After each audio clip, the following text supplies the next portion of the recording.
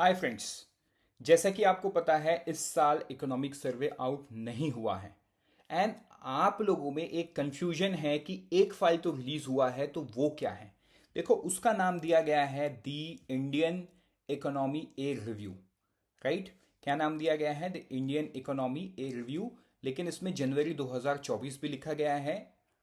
But do not confuse कि ये एक मंथली फाइल है या समथिंग। इसको रिलीज डेट जो है जनवरी 2024 का है, इसीलिए इसको जनवरी 2024 लिखा गया है।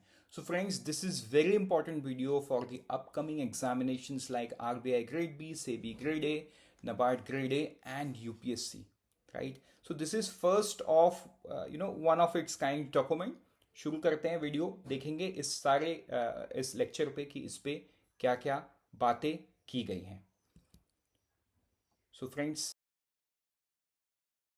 Welcome to IXMB। Right. Very good evening to all of you.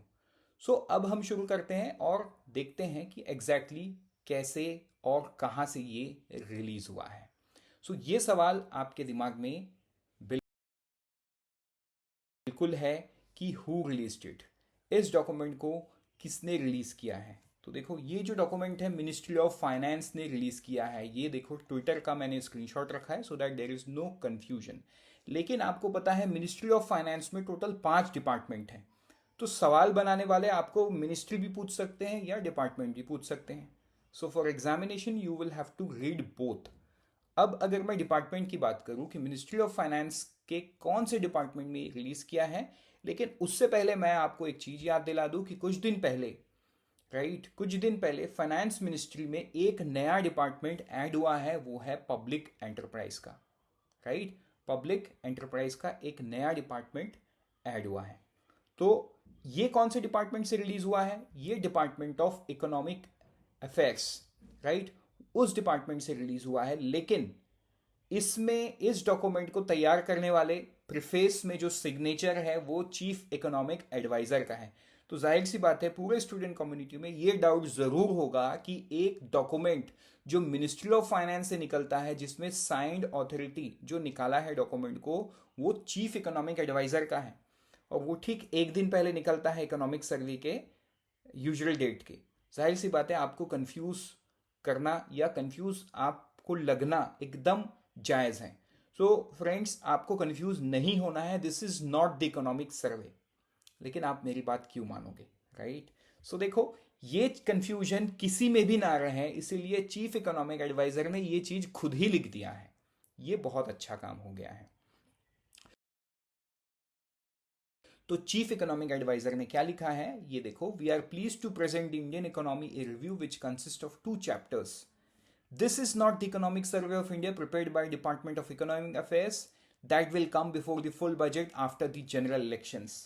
ये चीज खुद इकोनॉमिक एडवाइजर ने क्लियर कर दिया है कि भैया मैं जो रिलीज कर रहा हूं ये तो इकोनॉमिक सर्वे नहीं है, वो रिलीज होगा जनरल इलेक्शन के बाद। तो इसका मतलब कल सुबह जो फाइनेंस मिनिस्टर बजट पेश करेगी पार्लियामेंट में, वो भी फुल ईयर बजट नहीं होगा, वो होगा इंटरिम बजट। करेक्ट। तो इंटरिम बजट आएगा, इसीलिए पूरे साल का इकोनॉमिक सर्वे अभी नहीं लाया गया है। सो आई कैन अंडरस्टैंड। अब आप सोच रहे हो कि सर आप ये भी मुझे पढ़ना होगा, जब इकोनॉमिक सर्वे आएगा वो भी मुझे पढ़ना होगा। तो yes friends, you are right. पढ़ना तो आपको इस साल दो डॉक्यूमेंट ही है। इसको मैं पूरे लेक्चर में मिनी इकोनॉमिक सर्वे ही बोलूंगा, क्योंकि ये 74 पेज का डॉक्यूमेंट है। Usually very less than economic survey. Economic survey कुछ 300-400 पन्ने का होता है, राइट। तो सिर्फ 70 पन्ने का है, 2 ही चैप्टर है इसमें, जहां पे इकोनॉमिक सर्वे में कुछ 10 चैप्टर्स के आसपास होते हैं। तो देखो, but this 2 chapter generally will take you throughout the economy. पूरे इकोनॉमी का एक बहुत बढ़िया बर्ड्स आई व्यू दिया गया है, जो एग्जाम पॉइंट ऑफ व्यू से बहुत बहुत ही रिलेवेंट है। शुरू करते हैं और बढ़ते हैं। जैसे कि इसमें लिखा हुआ है 2 चैप्टर, पहले चैप्टर की तरफ हम बढ़ेंगे। तो देखो जो फर्स्ट चैप्टर है ना, फर्स्ट चैप्टर का नाम उन्होंने रखा पास्ट, प्रेजेंट एंड फ्यूचर। इसमें बड़ा क्लैरिटी हो गया आपको कि इसमें उन्होंने पास्ट की बात की है, पास्ट के लर्निंग्स की बात की है।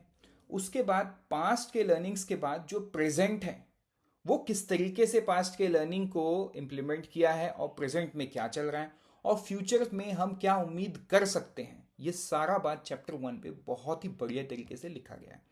सो चैप्टर 1 में देखो, prime minister of India Shri Narendra Modi, उनका एक कोट भी दिया हुआ है। करेक्ट? आपको पता है 10 साल पहले इंडियन इकोनॉमी जो 10th लार्जेस्ट था, आज के दिन में हम 5th लार्जेस्ट है। आगे हम कहाँ पहुंच सकते हैं हम देखेंगे, इस लेक्चर के बीच में कहीं पे भी है जो बातें की गई हैं वो सारा हम समझेंगे। शुरू करते हैं चैप्टर 1 को। चैप्टर 1 में जो सबसे पहले बात पास्ट की करेंगे, दी ग्रोथ स्टोरी। ये उन्होंने कहा है ग्रोथ स्टोरी 1950 से लेके 2014 तक के ग्रोथ स्टोरी को समझते हैं। करेक्ट? बहुत ही शॉर्ट में समझेंगे और देखेंगे कि 1950 से 2014 के बीच में किस तरीके से ग्रोथ रेट रहा है।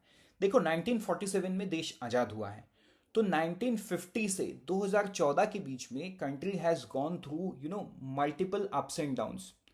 हमने आज़ादी के बाद हमने वॉर लड़ा, आज़ादी के बाद अभी रिसेंट टाइम्स ने हमने हेल्थ पर्सपेक्टिव की तरफ से वॉर लड़ा। लेकिन आप ये चीज जान लो, India is one such country even in today's geopolitical situation, right? हमारा सबसे बड़ा भूख इंटरनेशनल मार्केट में, या बोलोगे आप ग्लोबलाइज्ड वर्ल्ड में जो है वो है फ्यूल का। किस चीज का है? फ्यूल। आपने कई बार न्यूज में पढ़ा होगा, India is a fuel guzzling country. Yes, you are absolutely right. हम जो ये इंपोर्ट करते हैं ना, ये आज का इंपोर्ट नहीं है। तो हमारे इकोनॉमी में एक बहुत बड़ा फैक्टर प्ले इन करता है क्रूड ऑयल।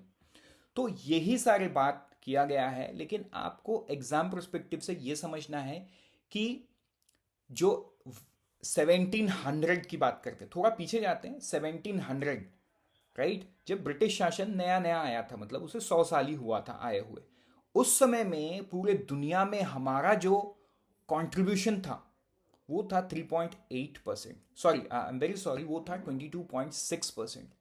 लेकिन वो 1952 मतलब आज़ादी से महज 5 साल के अंदर में 3.8% हो गया। तो कुछ तो वजह रहा होगा वर्ल्ड इनकम शेयर में इतना कम हो जाना। तो देखो फ्रेंड्स, ये तो बात बहुत सही है कि बहुत सारा वार हमने लड़ा, बहुत सारा चीज़ हिस्ट्री में आपने पढ़ा, तो ये हिस्ट्री का पार्ट हो गया। लेकिन एग्जामिनेशन पॉइंट ऑफ व्यू से ये समझना है कि how Indian economy has evolved, right? If you see the today's shape, जो हम आज के शेप को देखते हैं, हम बोलते हैं 4 ट्रिलियन इकोनॉमी, तो हम एक बहुत अच्छे शेप में थे बहुत पुराने समय में। लेकिन over the period of year we lost that glory and we are again trying to get in to that. तो ये फर्स्ट चैप्टर इसको बहुत ही ब्रीफ तरीके से बताता है, राइट? तो इसमें और सारी बातें कही गई है कि जो डिकेडियल मतलब 1952 से 1960 या 1950 से लेके 1960, अब से बोल सकते हो डिकेडियल मतलब 10 साल का पीरियड। तो 10 साल में हमने ग्रोथ रेट देखा टिल 1960, वो था 3.9%। लेकिन उसके बाद कुछ कुछ चीज़ें हुई।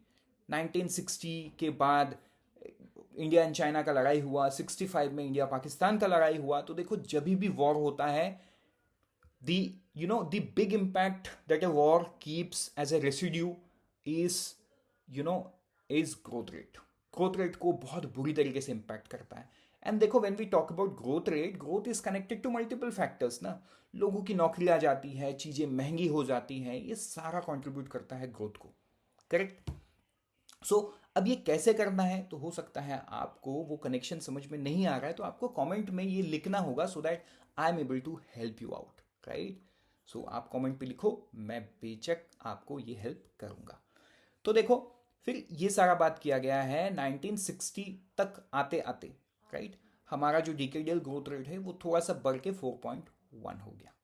करेक्ट? ये सारी बात की गई है। अब 1960 से आगे क्या? अगर मैं 1960 से आगे आऊं तो इसमें 1960 टू 1991 के बीच में बहुत सारा चीज हुआ है। There was a period of emergency, there was a period of current account deficit, जिस वजह से 1991 में ग्लोबलाइजेशन मतलब जिसे हम एलपीजी रिफॉर्म्स बोलते हैं, LPG liberalisation, privatisation and globalisation. तो देखो कुछ 1970s के आसपास, राइट, जो देश का जीडीपी था वो 50% से ऊपर डेट में था। लेकिन आप ये समझो मैं जब ये बात कर रहा हूँ तो आपके दिमाग में शायद एक डेटा ज़रूर आ रहा है कि सर एट प्रेजेंट हमारा डेट टू जीडीपी तो 80% के आसपास है, तो उस समय क्यों ऐसा प्रॉब्लम हुआ? तो बेशक स्टूडेंट ये सवाल आपके दिमाग में आया होगा तो आप एकदम सही हो, लेकिन ये समझो during this time the economy was closed, right? The economy was not open. There were multiple barriers to do business, like licensing Raj, correct? There were many industries that were directly controlled by the central or the state governments.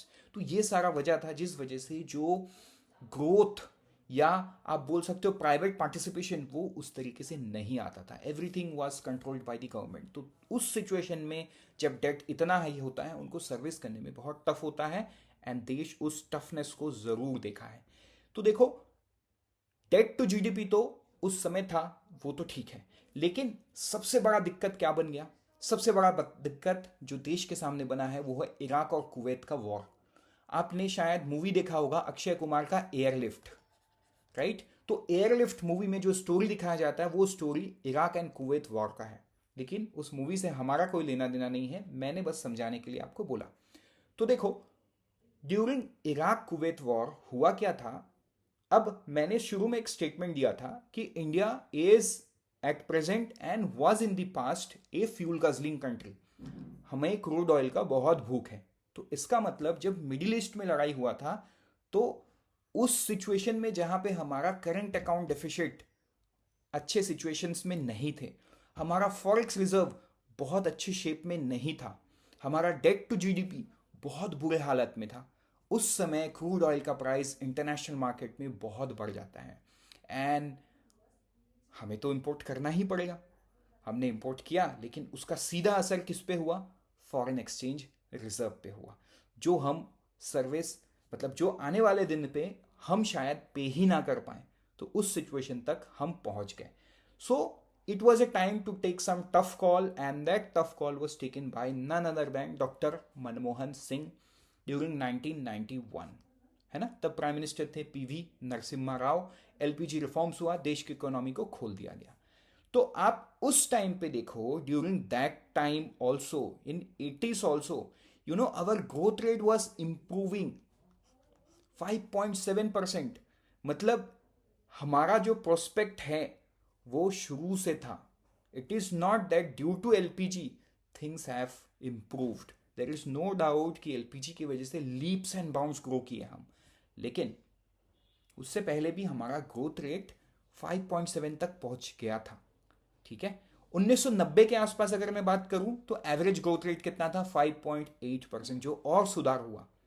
2000 decadal growth मतलब from 1990 to 2000 6.3 annual per annum का growth आया. तो देखो ये जो growth है this has been led by the reforms taken under the LPG scheme, right? तो long story short बढ़ते हैं आगे, देखते हैं क्या लिखा हुआ है 2000 के बाद. तो 2000 के बाद ऐसा नहीं है कि ऐसा कुछ सिचुएशन आया ही नहीं जिसमें हमें सोचने को मजबूर करे. नहीं, ग्लोबल फाइनेंशियल क्राइसिस ऑफ 2008 ये जो था ये एक फ्रेजाइल सिस्टम को देश के सामने लाके रख दिया. फ्रेजाइल आई होप समझते हो. फ्रेजाइल मतलब कांच का सामान फ्रेजाइल होता है, जिसे आप हाथ से गिरा दो तो टूट जाएगा. तो देश का इकोनॉमी भी एक फ्रेजाइल सिस्टम के ऊपर में था जो 2008 के क्राइसिस में सामने आ गया. वो क्या था? वो था bad debt, which you can say NPA. आज के दिन में आप इसे एनपीए से समझ सकते हो, नॉन परफॉर्मिंग एसेट्स. ठीक है, तो एनपीए सामने आ गया, double digit. The bad debt ratio hit double digit, 11.2% in a year March ending 2018. Much of the bad debt originating between 2006 to 2008. तो आप सोचो ये बहुत बड़ा इम्पैक्ट है. लेकिन देखो आपको शायद ये हो रहा होगा कि सर ये ग्लोबल फाइनेंशियल क्राइसिस तो यूएस में आया था, इंडिया को कैसा? आपको एक बहुत बहुत ही इंटरेस्टिंग कमेंट याद होगा, राइट? वो कमेंट पिछले साल ही आया था, when US sneeze the entire world gets कफ.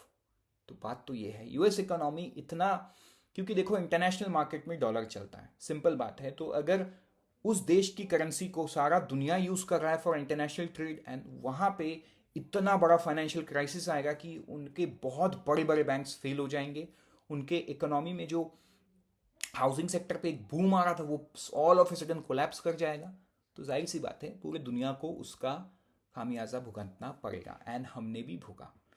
लेकिन इंडिया का ग्रोथ स्टोरी उससे भी खत्म नहीं होता है, but yes there were some problems, कुछ प्रॉब्लम्स तो थे, लेकिन बहुत ज़्यादा वो इफेक्ट नहीं कर पाया था। करेक्ट। बढ़ेंगे आगे और देखेंगे इस चैप्टर में और किस तरीके से बातें की गई हैं। राइट। अब बात करेंगे हम 2009 से 2014 के बीच में, 2009 से लेके 2014 के बीच में क्या हाल रहा। तो आप देखो 2009 से लेके 2014 के बीच में जो है ना, मतलब आप एक चीज समझो, इकोनॉमी में कभी भी जो रिएक्ट होता है ना, कोई भी इकोनॉमिक डिसीजन के पीछे जो ग्रोथ आना रहता है, अब वो पॉजिटिव साइड पे हो नेगेटिव साइड पे, मतलब positive effect on the economy और the negative effect on the economy, वो इमीडिएटली नहीं आता है। मे बी वो रेसिड्यू हमें दिखता है इमीडिएटली, हार्डशिप, राइट। कुछ कुछ सेक्टर्स में उसका बहुत इमीडिएट छोटे छोटे इफेक्ट हमें देखने को मिलते हैं, लेकिन जो लार्जर इम्पैक्ट है उसे आने में थोड़ा टाइम लगता है। तो दिस वॉज द पीरियड जहां पे इकोनॉमी में वो सारे सिचुएशन सामने आए। ट्विन बैलेंस शीट जैसे प्रॉब्लम, राइट, फिस्कल डेफिसिट जैसे प्रॉब्लम। देखो twin balance sheet, fiscal deficit, twin balance sheet को समझो। ट्विन बैलेंस शीट का हिंदी मीनिंग है दो बैलेंस शीट, ठीक है। अब समझो कोई एक कंपनी है ए, करेक्ट, ये किसी दूसरे कंपनी से लोन लेता है जो कि एक बैंक है बी, ये बैंक है। अब आप समझो अगर ए कंपनी, इसने जिस वजह से लोन लिया है, अगर उस वो पर्टिकुलर इन्वेस्टमेंट ठीक से काम नहीं करे, या इनके बिजनेस में ग्रोथ नहीं आए, या इनका जो प्रोजेक्शन था बिजनेस में इनकम का वो नहीं हो, तो जाहिर सी बात है वो अपने लोन को टाइम पे सर्विस नहीं कर पाएंगे। एंड अगर वो अपने लोन को टाइम में नहीं सर्विस कर पाए तो बैंक के लिए तो मुश्किल है, क्योंकि लोन बैंक का क्या है, बैंक का एसेट है। तो इसी सिचुएशन को बोला गया ट्विन बैलेंस शीट प्रॉब्लम। तो ये ट्विन बैलेंस शीट प्रॉब्लम होता कब है, जब इकोनॉमी में इन्फ्लेशन बहुत हाई होता है। So during this period the oil international market में जो क्रूड ऑयल का कीमत था वो $120 से भी ज़्यादा था। तो that was the reason of high inflation during this period. And not only high inflation, जब इन्फ्लेशन रहता है तब इकोनॉमी को ग्रोथ के तरफ मूव कराना बहुत टफ होता है। रीजन बीइंग, तब आरबीआई क्या करती है, रेपो रेट को हाई रखती है। Simple being that is how RBI targets and controls the economy. तो जब रेपो रेट हाई रहता है मतलब इंटरेस्ट रेट हाई है इकोनॉमी में, जब इंटरेस्ट रेट हाई है तो जाहिर सी बात है उसका सीधा इम्पैक्ट इन्वेस्टमेंट पे होता है। तो ट्विन बैलेंस शीट प्रॉब्लम तो आना ही आना था। तो देखो ये सारा रेसिडुअल इफेक्ट धीरे धीरे पाइल अप हुआ बिटवीन 9 एंड 2014, ये सारी बात कही गई है। Between 2009 and 14, the Indian rupee also depreciated annually by 5.9%. Right? Economic growth stalled. देखो ट्विन बैलेंस शीट वो इज वन सच प्रॉब्लम जिससे बाहर लाना इकोनॉमी को बहुत टफ होता है। रीजन कि देश का कॉर्पोरेट सेक्टर जो इन्वेस्ट करके देश के जनता को एम्प्लॉयमेंट प्रोवाइड करेगा, देश की इकोनॉमी में ह्यूज कंट्रीब्यूशन करेगा, उसी के बैलेंस शीट में प्रॉब्लम हो जाए और उसके वजह से बैंक के एसेट साइड में प्रॉब्लम हो जाए, तो फिर देश आगे कैसे बढ़ेगा। मतलब it is like that. I hope you understood what twin balance sheet is. अभी भी कुछ डाउट है तो बिल्कुल कमेंट सेक्शन आपके लिए ओपन है, you can obviously comment, I would personally reply to them. ठीक है, चलो बढ़ते हैं आगे। 2014 तक तो आप इसको समझ गए, लेकिन देखो इस डॉक्यूमेंट में एक लेसन की बात की गई है कि हम 2014 तक क्या सीख सकते हैं। करेक्ट। तो हम जो है lessons from growth experience till 2014 तक हम क्या लेसन सीख सकते हैं। पहली बात उन्होंने की है, the Indian economy transient from a closed economy to open economy. जैसे कि मैंने बताया, देखो यहां पे थोड़ा सा मैं बैकग्राउंड भी दूंगा। देश का पहला इंडस्ट्रियल पॉलिसी 1948 में आ गया था, वहीं पे हमने डिसाइड कर लिया था कि हम एक मिक्स्ड इकोनॉमी है। लेकिन उसके बावजूद भी लाइसेंसिंग राज था, उसके बावजूद भी बहुत सारे इंडस्ट्रीज को गवर्नमेंट खुद कंट्रोल कर रही थी। People were not allowed to do business and people were not allowed to do international trade. Economy global नहीं था। तो पहला लेसन ये है कि हमने इकोनॉमी को क्लोज से ओपन किया। You are right. LPG scheme is an example जिससे आप इस पहले चीज को समझ सकते हो। चलो दूसरे में बढ़ते हैं। दूसरा क्या है? The Indian economy transcend from the dominance of public investment to the coexistence of public and private investment। ये बहुत बड़ी बात है। देखो, एक बार इकोनॉमी का ओपन हो जाना, इसका सिंपल मतलब ये है कि प्राइवेट सेक्टर को बताना कि आप इन्वेस्ट कीजिए, आपके लिए दरवाजे खुले हैं। आज के दिन में देखो, in today's world you have seen many states. अभी हाल ही में गुजरात में वाइब्रेंट गुजरात समिट हुआ, उसके पहले तमिलनाडु में हुआ। अभी पिछले हफ्ते की बात करूं, जो MK स्टालिन है वो स्पेन में ट्रैवल कर रहे हैं, राइट। सो देखो, अलग अलग स्टेट्स इन्वेस्टमेंट को बूस्ट करने के लिए वो अलग अलग एक्टिविटी कर रही है। And how does thing happens? They are actually asking private sector की भैया आइए, मैं आपको ये अपॉर्चुनिटी दूंगा, मैं आपको ये जगह दूंगा, मैं आपको वो फैसिलिटी दूंगा, मैं आपको टैक्सेशन में माफ करूंगा, मैं आपको फ्री में लैंड दूंगा, आप आओ यहाँ पे आप इन्वेस्ट करो। बेसिकली इससे होता क्या है? इससे होता ये है कि अगर कोई कंपनी किसी स्टेट में जाता है तो सबसे पहले वहाँ पे लोकल हायरिंग करे या बाहर से करे। मतलब बाहर से लोग आके रहेंगे तभी तो इकोनॉमी ग्रो करेगा ना स्टेट का। And when all the states economy grow, obviously India का इकोनॉमी ग्रो होगा। तो देखो, ये तो मैंने एग्जाम्पल के तौर पे कहा, लेकिन आपको ये समझना है कि existence of public and private investment, जिस तरीके से पब्लिक सेक्टर भी इन्वेस्ट करते गई उस तरीके से प्राइवेट इन्वेस्टमेंट भी बढ़ता गया। करेक्ट। थर्ड की बात करें, technology began to be identified as the growth driver. ये बहुत बड़ा बात है, राइट। अब देखो, एक सीधा एग्जांपल मैं आपको ना इंडिया स्टैक का दूंगा। India digital stack. Digital stack क्या है ये आगे हम समझेंगे, या चलो मैं आपके लिए आसान कर देता हूं, मैं यूपीआई का एग्जांपल देता हूं। पूरे दुनिया में यूपीआई जैसे सिस्टम कहीं पे नहीं है। चाइना में है, but that doesn't work like UPI, right. मतलब वो क्यूआर कोड मर्चेंट के प्लेटफॉर्म पे काम करता है, नॉट पीपल टू पीपल। तो इंडिया में UPI is one such thing, लेकिन यूपीआई का संभावना को रियलिटी, मतलब the thought of the UPI into reality was envisioned. अब सवाल पूछो कि कैसे? सिंपल आंसर मिलेगा, on the basis of technology. सिर्फ टेक्नोलॉजी की मदद से, सिर्फ टेक्नोलॉजी की मदद से चीजों को किया गया।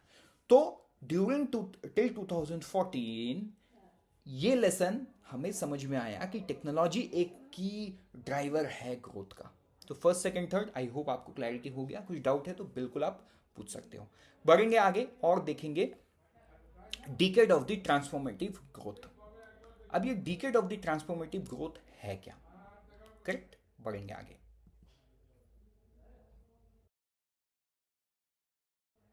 देखो, decade of the transformative growth का मतलब 2014 से लेके 24 के बीच में क्या क्या हुआ। देखो, सारे चीजों को वीडियो में डिस्कस करना इज नॉट पॉसिबल, इसीलिए हम इसका समरी भी देंगे, राइट। जो आपको कल हमारे यूट्यूब के डिस्क्रिप्शन से, आई मीन यूट्यूब कम्युनिटी से मिल जाएगा, करेक्ट। एंड आपको इस वीडियो के डिस्क्रिप्शन में क्वेश्चंस भी मिलेंगे, करेक्ट। तो ये सारा आपको समझ में आना चाहिए। चलो बढ़ेंगे आगे। डिकेड ऑफ ट्रांसफॉर्मेटिव ग्रोथ की बात करेंगे। तो देखो, ट्रांसफॉर्मेटिव ग्रोथ की बात जब हम करेंगे, obviously there are few things, like there were few reforms that we have taken after 2014। क्योंकि हम बात 2014 से 24 की कर रहे हैं तो इस पीरियड की ही बात करेंगे। That we have emerge as one of the fastest growing economy, right. In 2023-24, as per the current estimate, it is estimated to have grown 7.3% on the top of 9.1% and 7.2% pandemic recovery, right. अगर unemployment की बात करो तो वो भी decline हुआ है to 6.6%। तो मतलब सारा चीज सही से काम हुआ है। अब ये एग्जैक्टली किस तरीके से और कैसे कैसे काम हुआ है ये तो हम आगे छोटे छोटे स्लाइड्स में देखेंगे, राइट। लेकिन जब हम डिकेड ऑफ ट्रांसफॉर्मेटिव ग्रोथ की बात करते हैं, we should not forget there are some challenges that are confronting the Indian economy. अब वो क्या है वो हम देखते हैं आगे। तो देखो, इस सर्वे में 4 की बात की गई है। पहला is an increasingly integrated global economy. देखो, इंटीग्रेटेड ग्लोबल इकोनॉमी का मतलब क्या है? एक सिंपल आप बात समझो कि जो आ, मैं एक एग्जांपल देता हूं। रशिया यूक्रेन में वॉर हुआ, लेकिन उससे हमें क्या इम्पैक्ट हुआ? सिंपल सा बात है, रशिया यूक्रेन में वॉर हुआ, लेकिन उसमें हमारे ऊपर इम्पैक्ट ये है कि इसके वजह से इंटरनेशनल मार्केट में कई चीज़ों का दाम बढ़ गया है। Russia is a big, one of the big. अब देखो, यहाँ पे मैं आपको दो कॉन्टेक्स्ट समझाऊंगा, अच्छे से समझो। रशिया जो है, Russia and Ukraine both are the biggest supplier of wheat. तो जब ये दोनों लड़ पड़े ना, तो सबसे पहला इंपैक्ट ये हुआ व्हीट के सप्लाई को इंपैक्ट हुआ। करेक्ट। अब व्हीट के सप्लाई पूरे दुनिया में बहुत बड़े सप्लायर थे रशिया एंड यूक्रेन। जब ऐसा इंपैक्ट होता है तो इसका मतलब इन्फ्लेशन आना निश्चित है, जो आया। दूसरा इंपैक्ट पूरे दुनिया में ये आया कि जो क्रूड ऑयल का प्राइस है या नेचुरल गैस का प्राइस है वो हाई हुआ। And Russia is one of the biggest supplier for Europe for LNG, मतलब नेचुरल गैस। आप ये समझो, एलएनजी नेचुरल गैस का बहुत बड़ा सप्लायर था। सैंक्शन की वजह से अब वो रशिया से लेना ही बंद कर दिए।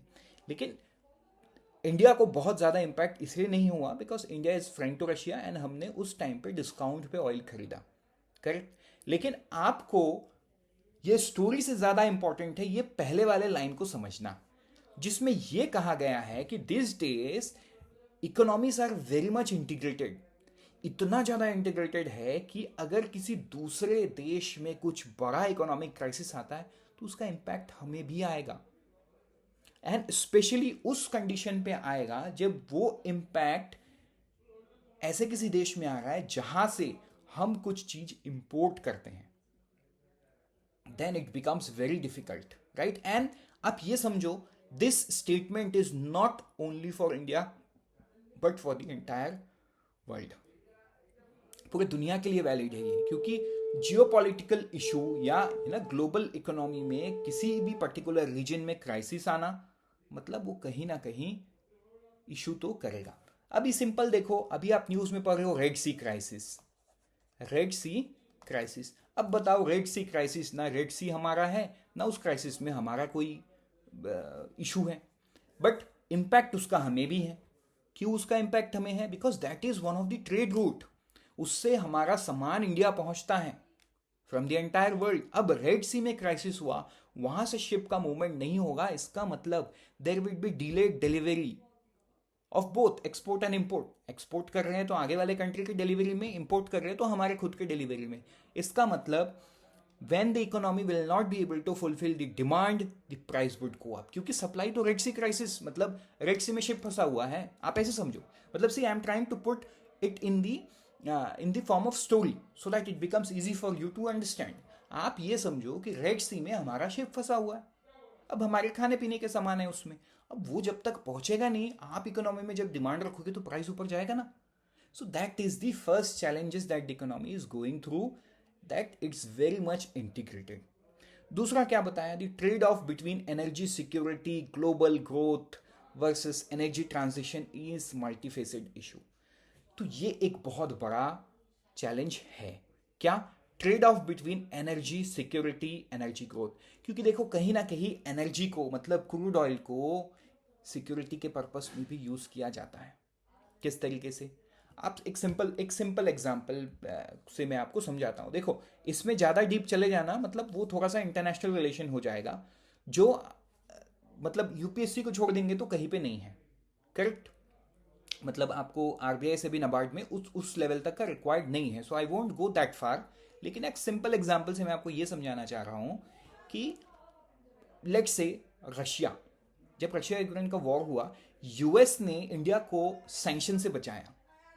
देखो, यूएस चाहता तो हमें सैंक्शन कर सकता था। क्यों? क्योंकि उसने रशिया पे सैंक्शन लगाया और यूएस के सैंक्शन की वजह से रशिया एंड इंडिया डॉलर में ट्रेड नहीं कर सकते।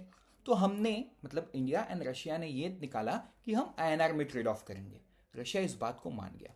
लेकिन मान के चलो, इस वाले जगह पे भी अगर यूएस ये बोलता कि नहीं, ये भी संभव नहीं है, हम इंडिया पे भी सैंक्शन लगे। देखो, सैंक्शन का डर तो था, लेकिन वो हमारी डिप्लोमेसी थी जो हमने हमने उस चीज से बचाया। मान के चलो अगर यूएस हमें सैंक्शन कर देता, then we would have not traded oil with Russia. हमें कोई थर्ड कंट्री से ऑयल लाना पड़ता जो हम महंगे में लाते।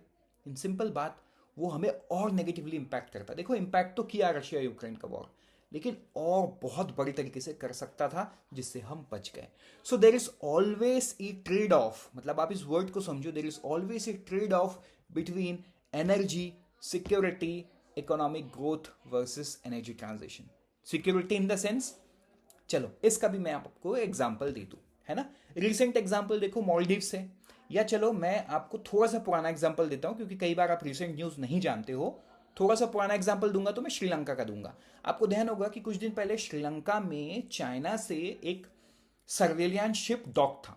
अब चाइना रीजन क्या देता है, उनका जो हम्बनटोटा पोर्ट है श्रीलंका का, वो चाइना के डेट क्राइसिस की वजह से उन्होंने चाइना को लीज में देके रखा है। तो जाहिर सी बात है, अब वो चाइना का है तो चाइना तो उसको अपने हित पे यूज करेगा ही। सो चाइना वहां पे एक सिक्योरिटी सर्वेलांस शिप लाके डॉक कर दिया।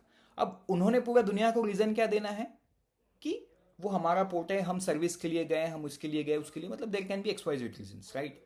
लेकिन वो एक्चुअली कर क्या रहे हैं वहां पे, मतलब it's a sorry it's a surveillance ship. तो वो सर्विलियंस शिप के वजह से maybe they are spying on the nations nearby. India हो गया, मॉलडीव्स हो गया, इधर लक्षद्वीप हो गया, मे बी हु नोस, क्यों ऑस्ट्रेलिया पे भी नजर रख रहे होंगे। मतलब इधर का जो इंडियन ओशियन या साउथ चाइना सी वाला रीजन है, वो सारे रीजन को वो देख रहे होंगे, मतलब वी नेवर नो ना। तो देर is always a trade off between energy security economic growth etcetera etcetera.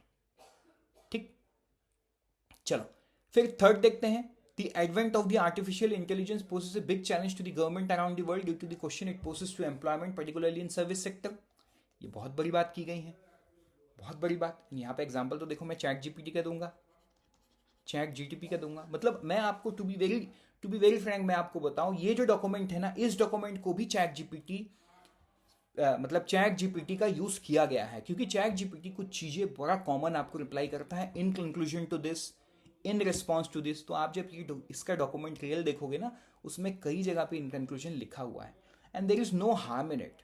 C, Mark Zuckerberg ने व्हाट्सएप बनाया, मतलब व्हाट्सएप तो किसी और ने बनाया, बट अभी तो it is own by Mark Zuckerberg, right. And if we are not using it, then it's foolish of us, right. अभी देखो ऑनलाइन क्लास हो रहा है, आप इसको कहाँ देखोगे, यूट्यूब में देखोगे। अब आप जिद पे अड़ गए, मैं जिद पे अड़ गया, हम यूट्यूब में नहीं पढ़ाएंगे, आप यूट्यूब में नहीं पढ़ोगे, नुकसान किसका होगा इसमें, मेरा और आपका। It's that simple. So whenever a new technology emerge, we have to use it, right, because it has emerged because of us, and it has emerge so that we are able to do our work more flawlessly, correct. तो देखो third challenge जो है, advent of AI, specially in the service sector में बहुत सारे job जाने वाले हैं, and the latest example from India is Paytm. आपको पता होगा कुछ दिन पहले पेटीएम ने बहुत सारे लोगों को निकाला, एंड द रीजन इज कि कुछ रिपीटेटिव टास्क को उन्होंने एआई के थ्रू सॉल्व कर दिया है, एंड इसमें कोई गलत नहीं है। मतलब may be you know when you think socially, आपको लगेगा कि मतलब क्यों ही 1000 लोगों को निकाला, या क्यों ही इतने सारे लोगों को निकाला। बट आप सोचो, एक कंपनी तभी बड़ा होगा when it becomes profitable, when it is able to earn. क्या पता फ्यूचर में ये जॉब कट जरूर हुए हैं, बट अब जो पैसा इन जॉब कट से लिए वो बचाएंगे, वो कहीं और इन्वेस्ट करेंगे, उससे कुछ और वो बनाएंगे, and they are able to hire more 10,000 people. मतलब we never know, we will never know the future, right. And this is not about just Paytm तो मैंने स्टार्टअप की बात कर दी। ग्लोबल लेवल पे भी गूगल देखो, एवरीवन इज मतलब just because of the advent of AI, few people are losing job. So we have to talk about skills here. मतलब अगर हमें इकोनॉमी में एम्प्लॉयबल रहना है, वी हैव टू स्किल। तो देखो मैं आपको इतने सारे प्रोस्पेक्टिव क्यों बता रहा हूँ, आई होप आपको समझ में आ रहा होगा। आप कई बार सोच रहे हो कि सर इतने सारे बात यहाँ पे नहीं लिखा है, आप क्यों बोल रहे हो। तो देखो मैं इसीलिए बोल रहा हूँ क्योंकि आपको डिस्क्रिप्टिव भी लिखना है, एंड मैं आपको जितने ज़्यादा एग्जाम्पल देके समझाऊंगा उतना बेटर होगा आपके अंडरस्टैंडिंग, एंड उसमें तो मैं खुश, एक्सएम भी खुश। सो आई होप ये क्लैरिटी आपको मिल रहा है। चलो बढ़ते हैं चौथे नंबर पे। फोर्थ में क्या बोला है, domestically ensuring the availability of a talented and approximately skilled workforce to the industry, age proportionate learning outcome in school at all level and healthy and fit population are important policy priority in the coming years। एक simple सा बात है कि अभी थोड़ी देर पहले मैंने skills की बात की because I want to connect to the fourth one. देखो ये जो स्किल्स है, मतलब let me take you to the new education policy. अगर आप न्यू एजुकेशन पॉलिसी देखोगे उसमें बहुत सारा चेंजेस किया गया है. उसमें रोबोटिक्स की बात की गई है. अब आप बताइए कि neither you nor me, we have never used robotics in our school, लेकिन आज के दिन में people are using it, the school students are using it. Even Atal tinkering lab, मतलब अटल टिंकरिंग जो AIM मिशन है ना, अटल इनोवेशन मिशन के अंडर में जो अटल टिंकरिंग लैब्स है, बहुत सारे देश के अलग अलग स्कूल्स में अटल टिंकरिंग लैब है. They are working on the life project. ये शायद आज से 10 साल पहले नहीं था. So this is also a challenge. Challenge robotics का नहीं है यहाँ पे. रोबोटिक्स का एग्जाम्पल मैंने आपको समझाने के लिए दिया.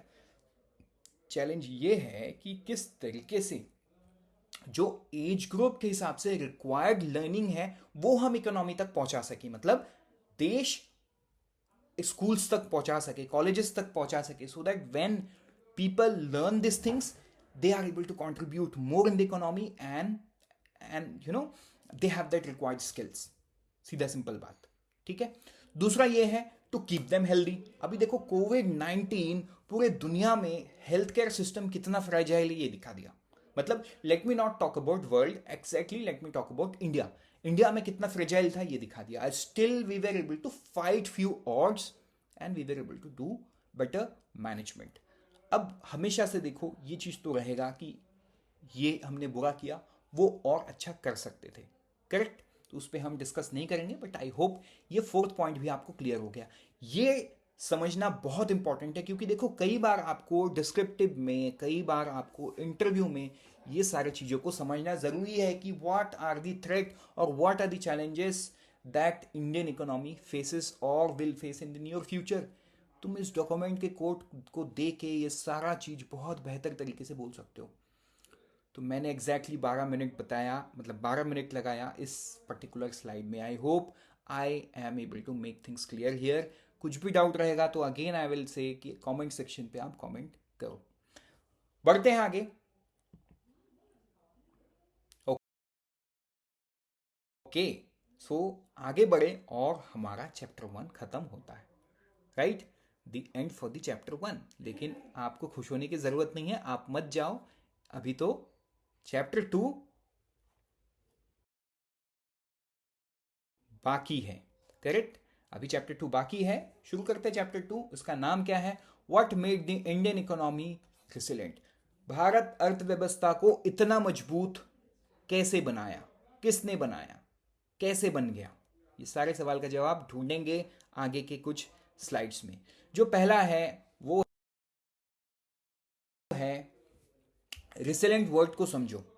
तो देखो एक बहुत अच्छा चीज ये समझ में आया कि रेसिलेंट का मतलब क्या है, ये भी इसमें दिया हुआ है, so that you are not mistaken with something else. Right. The ability to substance to return to its usual shape after being stretched और प्रेस्ड. मतलब आप समझ रहे हो, हमने कुवैत वॉर देखा, हमने उससे पहले इंडो चाइना वॉर देखा, इंडिया पाकिस्तान वॉर देखा, उसके बाद हमने LPG रिफॉर्म्स किया, उसके बाद हमने ग्लोबल फाइनेंशियल क्राइसिस देखा, उसके बाद हमने high inflation, twin balance sheet जैसे प्रॉब्लम को देखा, फिर हम कोविड-19 जैसे सिचुएशन से उभर के आए हैं. उसके बाद भी हम पूरे दुनिया में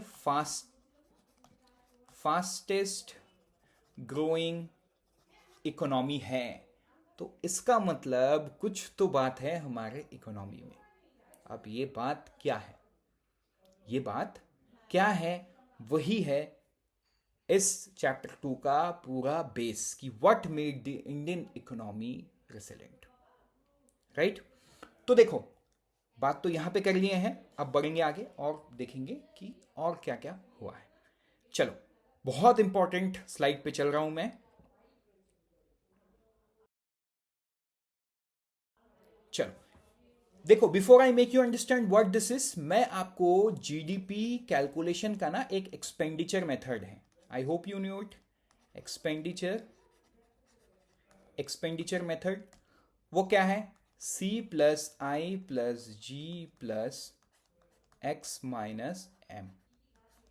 C+I+G+X-M. अब ये क्या है? What is C? C is PFCE. मतलब देखो सी होता है कंजम्पशन, लेकिन इसको एनएसओ क्या लिखता है, पीएफसी, मतलब प्राइवेट फाइनल कंजम्पशन एक्सपेंडिचर।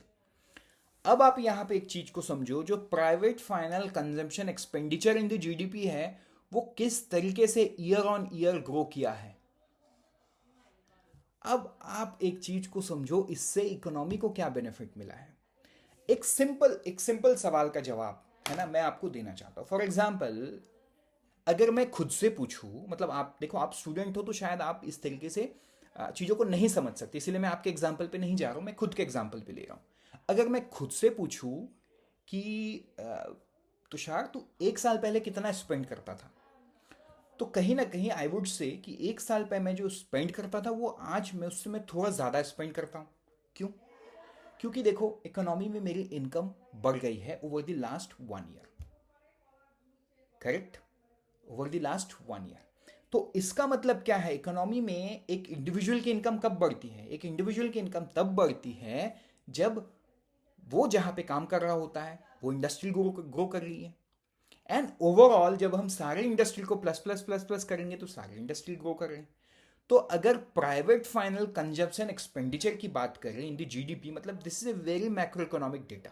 देखो ये सारा चीज ना जीडीपी के डेटा से भी समझाया जा सकता है, लेकिन अब क्योंकि देखो एक सर्वे डॉक्यूमेंट है, इस पे मैक्रो बहुत ही छोटे डेटा को लेके बात की जाती है, तो इसीलिए ये पूरे मेथड मतलब पूरे जीडीपी में से सिर्फ इस सी वाले पार्ट को, पीएफसी वाले पार्ट को निकाल के डिस्कशन किया गया कि किस तरीके से ओवर द पीरियड इसमें चेंजेस आया है and people are spending more in the economy. देखो अब आप चीज सोचो, लोग खर्चा कैसे कर रहे हैं, how people are able to spend more और why over a period of year this has reason. आप देखो किस तरीके से ग्राफ नीचे से ऊपर की तरफ गया है। सिंपल बात यह है, लोगों की इनकम बढ़ी है तभी तो वो खर्चा कर रहे हैं ना। एंड इकोनॉमी में जब कोई खर्चा करता है मतलब वो क्या क्रिएट कर रहा है, इन सिंपल सेंस डिमांड। अब आप सोचो इकोनॉमी में जब डिमांड क्रिएट करता है तो उसके आगे कोई होना चाहिए जो उसे सप्लाई करके पूरा करे। सिंपल सा बात है। अब जब मैं सप्लाई की बात कर रहा हूं तो आप ये सोचो ये सप्लाई हो कहां से रहा है, ये सप्लाई हो रहा है इंडस्ट्रीज से, ये सप्लाई हो रहा है फैक्ट्रीज से। मतलब more people into the job, more people getting employed in the economy, more contribution in the economy. Simple. घूम फिर के बाद फिर सी वाले पार्ट में आया, when more people get job they get salary, when they get salary they will spend in the economy. Simple बात है, फिर से पीएफसीई ऊपर आया जाएगा। तो दैट्स दी साइकिल जो गोल गोल गोल गोल घूमता रहता है। आई होप ये आपको समझ में आ गया है। बढ़ते हैं आगे और देखते हैं आगे क्या है।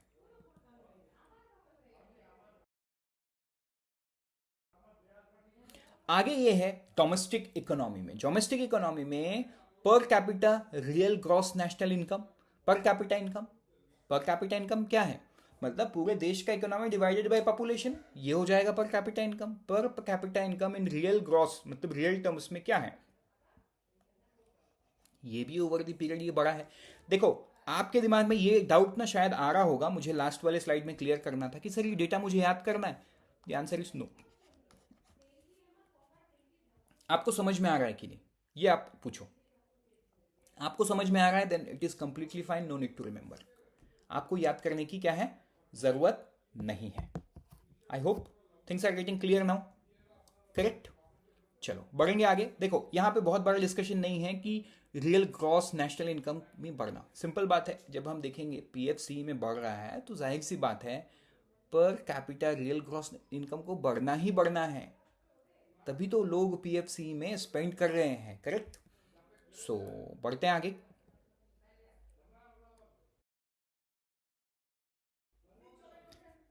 चलो नेक्स्ट है डोमेस्टिक इकोनॉमी में किस तरीके से बातें की गई है। Trends in the investment over the year. देखो ये फिर से मैं सी प्लस आई प्लस जी, सी प्लस आई प्लस जी प्लस एक्स माइनस एम की बात करूंगा।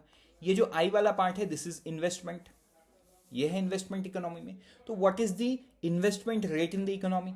तो देखो फाइनेंशियल ईयर 5 की बात करोगे तो यहाँ पे भी 30.7% था, लेकिन ये आगे जाके देखो किस तरीके से बढ़ा 35.8, फिर ये थोड़ा नीचे आया 34 तक। अब आपको ध्यान होगा कि मैंने बताया था during this period there was a twin balance sheet problem. तो इसका मतलब क्या हुआ, ट्विन बैलेंस शीट जैसे प्रॉब्लम कब होता है, जब हम किसी गलत को लोन दे देते हैं. Unsustainable credit boom and bad debt mounting, this was the period of this time. देखो जो बात मैंने वहां कही थी वो बात यहां पे क्या हो रहा है, प्रूफ हो रहा है. करेक्ट, क्या हो रहा है, प्रूफ हो रहा है. Unsustainable credit boom and bad debt mounting during this period till financial year 12, ये सारा हुआ. मतलब ऐसे अनक्रेडिट, मतलब बोलते हैं ना क्रेडिट वर्ती, तो उसका उल्टा होता है अनक्रेडिट वर्ती लोगों को, कंपनीज को लोन मिला, बट वो उस लोन का बेटर यूटिलाइजेशन नहीं कर पाए. Eventually that led to twin balance sheet problem. कुछ बड़े इंडस्ट्रीज भी, बड़े कंपनीज भी कोलैप्स हो गए उस टाइम पे due to some other reasons, but again that gave birth to what, that gave birth to twin balance sheet problem. लेकिन फाइनेंशियल ईयर 13 से लेके आप अगर फाइनेंशियल ईयर 20 के मिडिल तक का देखोगे, अब थोड़ा सा क्या है, थोड़ा सा कम हुआ. बेसिकली देखो अगर आप डेटा कंपेयर करते हो ना तो यस कम हुआ, मतलब वो सही नहीं है. लेकिन ये कम क्यों हुआ है वो एक्सप्लेन किया गया है. ये जो कम हुआ है इस समय, जो रिस्क मैनेजमेंट है ना उसे बहुत इंपॉर्टेंस दिया गया. मतलब पहले कुछ अनक्रेडिट वर्ती लोगों को लोन दिया जा रहा था, उसको कम किया गया. तो जाहिर सी बात है जो ग्राफ है वो नीचे जाएगा, एंड वो जा भी रहा है. But what is good thing here कि अब ट्विन बैलेंस शीट जैसे प्रॉब्लम नहीं होगा. होगा क्या ट्विन बैलेंस शीट जैसे प्रॉब्लम, बिल्कुल नहीं होगा. तो इसका प्रूफ भी हम देखेंगे आगे. करेक्ट, आगे स्लाइड्स में आ रहा है. देखो सारा डेटा तो मैं एक स्लाइड में नहीं डाल सकता, सो आगे इसका प्रूफ भी आ रहा है कि कैसे, जब मैं बोल रहा हूं कि ये कम हुआ तो कैसे, मतलब आप पूछो कि सर आप हमें एनपीए का डेटा दिखाओ, बिल्कुल मैं आपको दिखाऊंगा एनपीए का डेटा. सो तब आपको ये क्लैरिटी हो जाएगा कि why I am making such statement and क्यों ये ग्राफ में ऐसा दिख रहा है. राइट, अब है face of growth and investment recovery. अब ये देखो फिर से ये 29.8 मतलब ये 30% के आसपास जा रहा है. अब आपके दिमाग में सवाल आएगा कि सर ये तो फिर से बढ़ रहा है, तो मतलब फिर क्या हम ऐसा कर रहे हैं, बिल्कुल नहीं. अब we have this startup culture. जो स्टार्टअप कल्चर आज से 5 साल 6 साल पहले इतने इतने लेवल में नहीं था. Right now people are ready to take entrepreneurship because of multiple schemes, government backings, लोगों को लोन मिल रहा है, people are doing, and twin balance sheet जैसे प्रॉब्लम होपफुल नहीं आएगा. But one or the other day see we have to boost our investment. Right, जो धीरे धीरे हो रहा है. एंड बहुत सारे फैक्टर्स हैं जिसे आरबीआई कंट्रोल कर रहा है, सेबी कंट्रोल कर रहा है, मतलब regulatory body, even the ministry of corporate affairs भी, so that things don't go in the wrong direction. Compliance, ठीक है, मैं कॉम्प्लायंस की बात कर रहा हूं. चलो बढ़ते हैं आगे, देखते हैं क्या है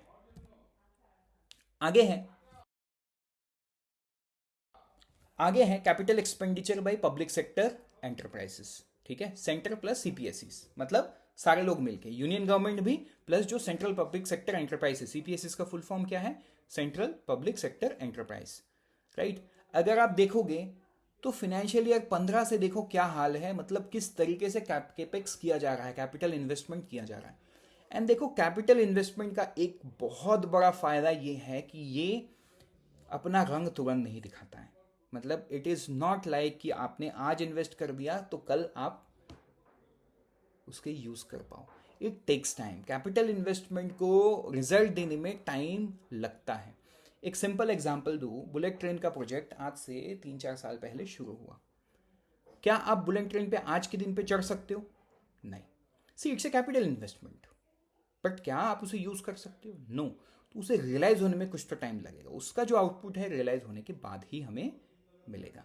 ये हमें समझना है. करेक्ट, चलो बढ़ेंगे आगे और अब देखेंगे. आई होप ये क्लैरिटी है आपको कि कैपिटल एक्सपेंडिचर क्या है. कुछ डाउट रहा तो बिल्कुल आप कमेंट पे लिखते जाना. तो इससे क्या होता है ना, हमारा डोमेस्टिक इकोनॉमी खत्म होता है. ठीक है, अब हम आगे बढ़ेंगे और देखेंगे एग्रीकल्चर. अब हम आगे बढ़ेंगे और देखेंगे कि एग्रीकल्चर साइड पे क्या हुआ. Agriculture sector policies ensuring food security. Agriculture sector पे क्या हुआ, देखो एग्रीकल्चर सेक्टर पे एक बहुत ही इंपॉर्टेंट डेटा ये है कि only 18% of India's GVA in financial 24 comes from the agriculture sector. लेकिन आप ये सोचो कि कितने लोग एग्रीकल्चर सेक्टर पे हैं. More than 50% of the population lives under the ambit of agriculture and allied services. तो आप उस सिचुएशन को आप सोचो कि 100 लोगों में अगर एग्जाम्पल हाइपोथेटिकली 100 लोगों में 60 लोग एग्रीकल्चर सेक्टर से आते हैं और वो 60 लोगों का इनकम कंट्रीब्यूशन सिर्फ 18%, मतलब 18 रुपये है। तो सोचो बाकी 40 लोगों का कंट्रीब्यूशन कितना बड़ा है। So we have to improve the sectoral contribution, we have to improve it, right. तो देखो ये सारा बात इसमें किया गया है कि एग्रीकल्चर पॉलिसी जो भी है वो तो फूड सिक्योरिटी को इंश्योर कर ही रहा है, but still the contribution is pretty much less. लेकिन इसका मतलब ये नहीं है, देखो कई बार आप जब परसेंटेज टर्म्स में डेटा देखते हो ना तो आपको ऐसा लगता है कि सर ये तो कम हो रहा है over the period of year. ऐसा नहीं है। This sector is growing, the production is growing, the purchase that the government is doing is growing, लेकिन परसेंटेज टर्म पे इसलिए गिर रहा है क्योंकि बाकी सेक्टर उससे भी तेजी से ग्रो कर रहा है, ठीक है। तो जब आप परसेंटेज वाइज डेटा देखोगे, do not get into this confusion. अगर ऐसा कंफ्यूजन है तो लिखो कमेंट पे किस तरीके का कंफ्यूजन है, I will get back to you. चलो बढ़ेंगे आगे और देखेंगे। अच्छा इसमें एक बात देख लो, ये जो सेक्टर है ये 3.7% से ग्रो किया है between financial year 15 to 30, compare to 3.4% financial year 5 से लेकर 14 के बीच में ये 3.4% ग्रो किया एंड 3.7 ग्रो किया बिटवीन 15 to 23। अब इसमें एक पीछे का रीजन क्या है, देखो कई बार when you have to find out the reason और when you have to tell the reason और when you have to write the reason, तो आपको लगता है कि सर एमएसपी है, स्कीम्स है और क्या है। मतलब डू यू थिंक कि एमएसपी स्कीम्स इससे हो जाएंगे? यस बिल्कुल यू आर राइट, हो जाएंगे। देखो एमएसपी से क्या होता है ना, एमएसपी से they get that security, right. किस तरीके से एमएसपी में चेंज आया है वो देखते हैं हम आगे वाले स्लाइड में। चलो चलो इसमें देखेंगे एमएसपी में किस तरीके से का चेंज आया है, right. One notable intervention is the consistent increase in the MSP for 22 kharif and rabi crops since the agriculture year 2018-19. The government has ensured a minimum 50% of the margin over the all weighted average cost of production for each crop under the MSP. मुझे 100 रुपये लग रहा है तो भारत सरकार 150 रुपये ensure कर रही है कि वो एमएसपी में मिले, ऐसा इसमें कहा गया है, राइट। तो हायर एमएसपी जो है, highest MSP was approved for lentils मसूर at 425 per quintal, followed by the rapeseed and mustard at 200 per quintal इन 23-24। तो आपको समझ में आ गया ना एग्जाम में किस तरीके से सवाल आएगा, ये सवाल आ सकता है एग्जाम में, करेक्ट। आई होप ये क्लैरिटी आपको मिल गया है। बढ़ेंगे आगे और देखेंगे पॉलिसी इनिशिएटिव में किस तरीके की बातें की गई हैं।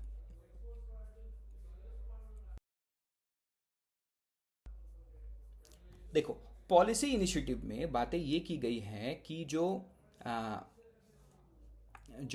प्रधानमंत्री किसान मनधन योजना है, राइट। तो ये जो सारे स्कीम्स हैं, पीएम किसान है, फिर आपका PMKMY है, PMFBY है, फसल बीमा योजना, ये सारा चीज़ कंट्रीब्यूट किया है। जो हमने देखा 3.4 से हमने 3.7% तक का ग्रोथ रेट लाए हैं। मैंने शुरू में ही बताया कि कंफ्यूज नहीं होना, फिर से मैं रिपीट कर रहा हूँ, 18% बिल्कुल कंट्रीब्यूशन कम है, बट इसका मतलब ये नहीं है कि सेक्टरल ग्रोथ नहीं आया है या सेक्टर ग्रोथ कम हो गया। सेक्टर ग्रोथ बिल्कुल कम नहीं हुआ है, सेक्टर ग्रोथ ज़्यादा ही हुआ है ईयर ऑन ईयर, बट क्योंकि दूसरे सेक्टर्स और भी तेजी से बढ़ रहे हैं तो परसेंटेज वाइज एग्रीकल्चर घट गया है, करेक्ट। तो there were many schemes, right? There were many policy initiatives, but this were few, those were highlighted like PM Kisan, PMKMY, PM फसल बीमा योजना एंड एक्सेट्रा, किसान मानधन योजना, करेक्ट। देखो पीएम संपदा का रोल भी है, तो ऐसे बहुत सारी स्कीम्स है ना। एग्रीकल्चर इंफ्रास्ट्रक्चर फंड का भी है, राइट। तो हम मतलब डिनाई नहीं कर सकते कि उनका कोई रोल नहीं है, बस इनका ही है तो सब कुछ। तो आपको ना पूरा डिटेल ये समरी में मिलेगा आपको, करेक्ट। यहाँ पे तो मैं बड़े ही बेसिक तौर पे मैं आपको बता रहा हूँ कि पॉलिसी इनिशिएटिव्स भी कंट्रीब्यूट किया है, कैसे, that I am trying to explain, लेकिन एग्जैक्टली क्या क्या है ये आपको समरी में देखने को मिलेगा। बढ़ते हैं आगे और टेक साइड में देखते हैं कि टेक साइड में क्या चेंज हुआ है।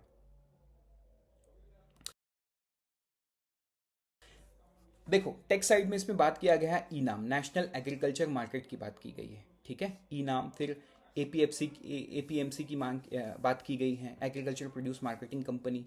तो इसमें ये बात है कि the platform have witnessed over 1.8 crore farmers and 2.5 lakh traders.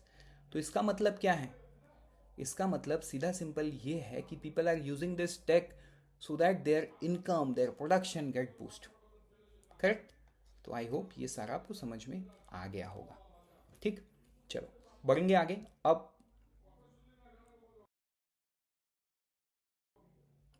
आगे वाले में बढ़ेंगे, वो है reform push for Indian industries. क्या क्या रिफॉर्म्स की गई हैं। तो देखो अब इसमें इंडस्ट्रियल ग्रोथ की बात करेंगे। सबसे पहले यहाँ पे ग्रोथ है तो इंडस्ट्रियल ग्रोथ की बात करेंगे। Industrial growth एसेलेटेड to 7.1% per annum from 15 to financial year 19 compared to 5.5 in the preceding 5 year block. तो आप सोचो 5.5 से 7.1 तक जाना, वो भी इंडस्ट्रीज। तो इंडस्ट्रीज का सबसे बड़ा इफेक्ट, मतलब आप बोलते हो ना रेसिप्रोकल इफेक्ट या मल्टीप्लायर इफेक्ट आप बोल सकते हो, वो क्या होता है ना, देखो इंडस्ट्रीज में जब ग्रोथ आता है तो बेसिकली उसका सबसे बड़ा बेनिफिट होता है कि एम्प्लॉयमेंट का, राइट, एम्प्लॉयमेंट का। एंड उससे जो ग्रोथ मिलता है इकोनॉमी में वो बहुत ज़्यादा मल्टीप्लाइड ग्रोथ होता है। क्योंकि देखो जब नए लोगों को एम्प्लॉयमेंट मिलता है, वो सैलरी मिलता है, उस सैलरी को इकोनॉमी में खर्च करती है, तो डिमांडिंग सप्लाई फिर से, मतलब boost to the economy, growth to the economy. I hope ये क्लियर है आपको, राइट। तो ये सारी बात इसमें की गई है, करेक्ट। चलो बढ़ेंगे आगे और देखेंगे पॉलिसी में क्या क्या है। पॉलिसी में मेक इन इंडिया इनिशिएटिव को हाईलाइट किया गया। बिल्कुल, make in India is one such initiative which has helped reform the entire industry. मतलब आप सोचो मेक इन इंडिया नहीं होता तो क्या सैमसंग इंडिया आके मोबाइल फ़ोन बना रहा होता? अगर मेक इन इंडिया नहीं होता तो क्या एप्पल इंडिया में मैन्युफैक्चर कर रहा होता? क्या एयरबस अपना जो 295 एयरक्राफ्ट है उसे इंडिया में टाटा के साथ मिलके बना रहा होता क्या? तो ऐसे बहुत सारे छोटे बड़े लेवल पे मेक इन इंडिया इनिशिएटिव की वजह से डोमेस्टिक मैन्युफैक्चरिंग को क्या मिला है? बूस्ट मिला है, right. And it's not just about make in India. देखो आप हमेशा समझो पूरे इकोनॉमी में ना हमेशा कोई एक स्कीम ऐसा नहीं होता है ना जो मतलब जो सारा चीज फिक्स कर दे। No, there is there has to be someone who is a flag bearer. मतलब मान के चलो अगर make in India flag bearer है, वो आगे आगे दौड़ रहा है, तो उसके पीछे और भी सारे स्कीम्स है जो उसे कंट्रीब्यूट या जो उसे उसे पावर दे रही है दौड़ने के लिए। वो है PLI schemes, production linked scheme. क्योंकि देखो ये जो बाहर की कंपनियां हैं ना, ये यूं ही नहीं आएगी, यूं ही नहीं आएगी। फॉर एग्जाम्पल एक है ना out of the box example, all of sudden it came to my mind. आप गोवा जाते हो घूमने के लिए, आप क्यों जाते हो Goa? Why do you go to Goa? Why not go to Puri और Visakhapatnam? You have the same beaches, क्यों नहीं जाते हो? लेकिन गोवा में जो पार्टी कल्चर, पार्टी करने मिलेगा, वो आपको पूरी या विशाखापट्टनम में नहीं मिलेगा। That is why you go to Goa, correct. तो सिंपल बात है, अगर कोई विदेशी कंपनी, बड़ी कंपनी अपना सब कुछ सेट है उनका किसी देश में, वो वहाँ से अपने थोड़े से मैन्युफैक्चरिंग को भारत जैसे देश में शिफ्ट कर रही है, तो क्यों कर रही है? वो इसलिए कर रही है ताकि उसे कोई इंसेंटिव मिले, या इसलिए करेगी कि उसे कोई बेनिफिट मिले, correct. And those benefits and those incentives are given in the schemes like PLI. समझ में आ रहा है? उसके बाद ईसीएल जीएस भी है। मतलब देखो इसमें ईसीएल जीएस में इसलिए बताऊंगा बिकॉज ईसीएल जीएस नहीं होता तो बहुत सारे एमएसएमईज खत्म हो जाते आफ्टर कोविड-19।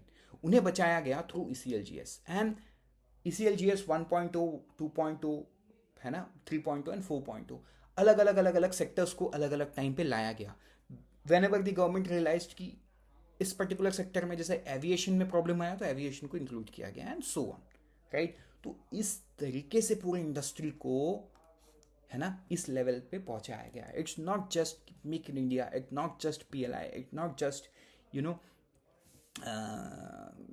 ECLGS और etcetera, right. It is the contribution of everything. मतलब बोलते हैं ना थोड़े थोड़े इफेक्ट सबके मिलके बहुत बड़ा इफेक्ट होता है, that is what it is. तो अब हम बढ़ेंगे आगे और एमएसएमई की बात करें तो एमएसएमई की ही बात करेंगे आगे वाले स्लाइड में। देखते हैं क्या है।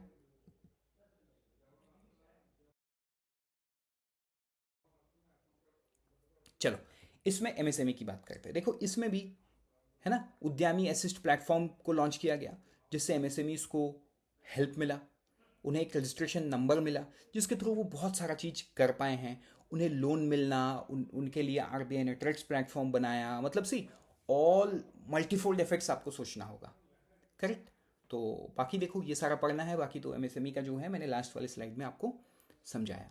कुछ कुछ बजट्स में टैक्स डिडक्शन भी हुआ। देखो Financial year 24 has facilitated the timely receipt of payment for MSME by allowing a tax deduction for expenditure incurred on payment made to them only when payment is actually made.